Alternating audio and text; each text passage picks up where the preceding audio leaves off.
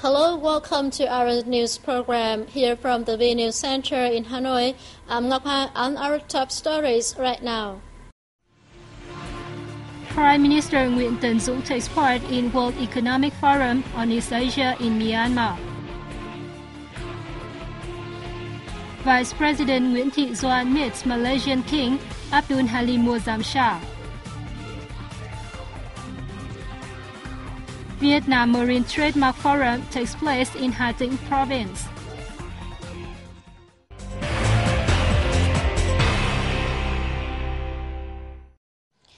Prime Minister Nguyễn Tấn Dũng has affirmed Vietnam's consistent policy of building a dynamic and competitive market economy at the World Economic Forum on East Asia that took place in Myanmar's capital city, Nay Pyi Taw, on June 6th.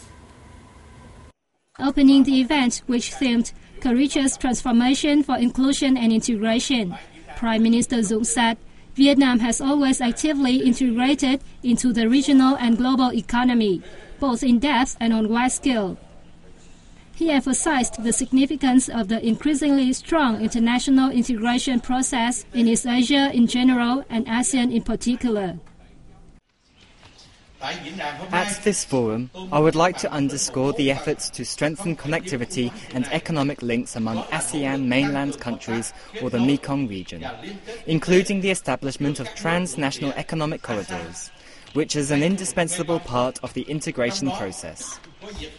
Since 1998, with the support of the Asian Development Bank, regional countries have constructed a series of economic corridors to promote trade among countries and increase the region's competitiveness, develop an infrastructure system, and create development opportunities for remote areas. The corridors will serve as bridges linking South, Central and East Asia, as well as the Indian and Pacific Oceans, crucial for any businesses with a desire to expand their markets. The Vietnamese Prime Minister called on businesses to invest in socio-economic development projects in localities along the corridors, both for the benefit of themselves as well as the community and the entire region. The same day, Prime Minister Nguyễn Tấn Dũng had a meeting with Myanmar President Thein Sein in Nay Pyi Taw. The leaders expressed their pleasure at the fine development of the two countries' traditional friendship and multifaceted cooperation, while agreeing to enhance delegation and people-to-people exchanges. They also affirmed to continue promoting current cooperation mechanisms and soon establish a security dialogue mechanism between Vietnam's Ministry of Public Security and Myanmar's Ministry of Home Affairs. They pledged to boost the two countries' economic, trade and investment cooperation. The two leaders also reached an agreement on expanding cooperation in other potential fields like mineral exploitation, aviation and construction. The Vietnamese delegation left Nay Pyi Taw on the same day. Vice President Nguyễn Thị Doan and Malaysian King Abdul Halim Muazzam Shah have agreed to continue cooperation between Vietnam and Malaysia in various fields, including defense, labor, education, culture, sports, and tourism. They met in Kuala Lumpur on June 6th on the occasion of Vice President Doan's stay in Malaysia to attend the 23rd Global Summit of Women. Both sides underscored the significance of the maintenance of delegation exchanges and high-level meetings as well as people-to-people diplomacy. Accordingly, the Malaysian king said he will visit Vietnam soon. The king affirmed that his country will create all possible conditions for the Vietnamese community to settle their lives in the country while dealing with issues relating to Vietnamese fishermen and ships on the basis of humanitarian spirit and the friendship between the two countries.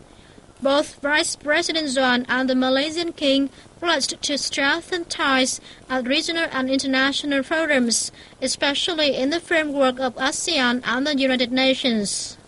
They agreed on the need to maintain peace and stability in the East Sea and the region.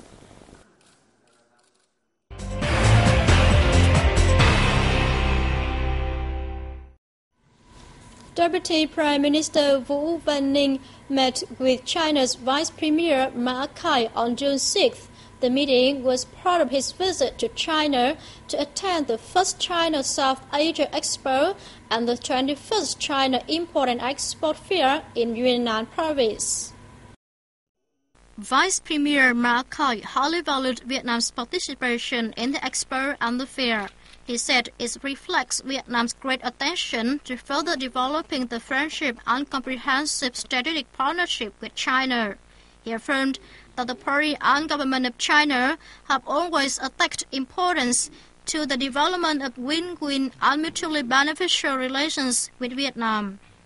Deputy Prime Minister Ninh suggested the two sides actively join hands to implement the list of key cooperation projects which he attached to the 5-year development plan for Vietnam-China trade economic cooperation in the 2012-2016 period.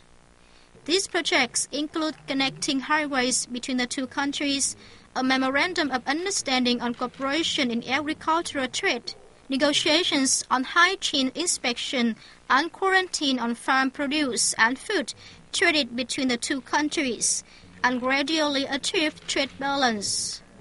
They also agreed to intensify exchanges and contact between high-ranking officials in various forms, helping boost the development of bilateral ties in a sound and stable manner. Nearly 100 food-grade businesses of Vietnam and Thailand gathered at a trade exchange in Ho Chi Minh City on June 6th to promote bilateral cooperation. More than 30 Thai enterprises showcased their products in the hope of seeking more Vietnamese partners for imports and exports. They've considered the country a potential market in this industry, especially the middle-ranking market segment, with eye-catching models and reasonable prices. A representative from Thailand's Ministry of Foreign Trade said the Thai companies which operate in the footwear and fashion industry want to establish direct contact with Vietnamese exporters, importers, and dealers. A representative from the Vietnam Leather and Footwear Association said stepping up links with Thai counterparts will help Vietnamese businesses take the initiative in expanding markets. Thailand is now one of the suppliers of footwear materials that satisfy origin requirements necessary in a number of markets, such as Japan and the European Union. Vietnam shipped abroad almost 2.8 million tons of rice in the first 5 months of this year, raking in $1.2 billion, up nearly 10% over the same period last year. According to the Vietnam Food Association, the figure included the shipment of 650,000 tons for $273 million in May. Rice exporters have set to export 7.5 million tons this year.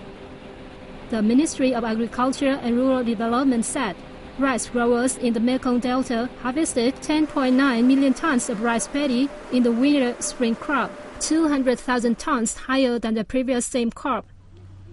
The high yield was attributed to close collaboration between the ministry's plant protection department and regional provinces in taking measures to prevent and fight insect pests. An appropriate rice cultivation strategy also worked, with high-quality rice varieties for export covering around 70% of farmland, while low-quality varieties only account for less than 15%. Farmers in the region use disease-resistant varieties and effective technical methods, such as integrated pest management, to improve productivity and reduce farming costs. The Mekong Delta has established large-scale production with the application of high technology and large-scale rice fields. Last year, Vietnam exported a record of 7.72 million tons of rice, earning $3.45 billion. Marine sanctuaries and the sustainable development of sea and island resources were high on the agenda at the Vietnam Marine Trademark Forum that took place in the central province of Hà Tĩnh on June 7th. The forum is part of activities to mark Vietnam Sea and Island Week 2013. The forum is designed to build and develop Vietnam's maritime trademark in general, and trademarks for localities and marine sanctuaries for socio-economic development. Participating experts and scientists also looked at lessons and opportunities to successfully realize the Vietnam Marine Strategy and how to tap the country's marine potential to serve economic and tourism development. They also called for practical solutions to overexploitation and environmental pollution, while the marine ecosystem is on the decline, especially in coastal areas. The event also helped raise public awareness of the role and importance of seas in national construction and defence, as well as the value of Vietnam's islands and archipelagos. Vietnam has a 3,260-kilometre coastline, with more than 3,000 islands and Hoàng Sa and Trường Sa archipelagos, home to diverse and abundant fauna and flora. That comes to the end of our news program today. I'm Ngọc Hà and the rest of the team. We thank you always for joining us and see you next time.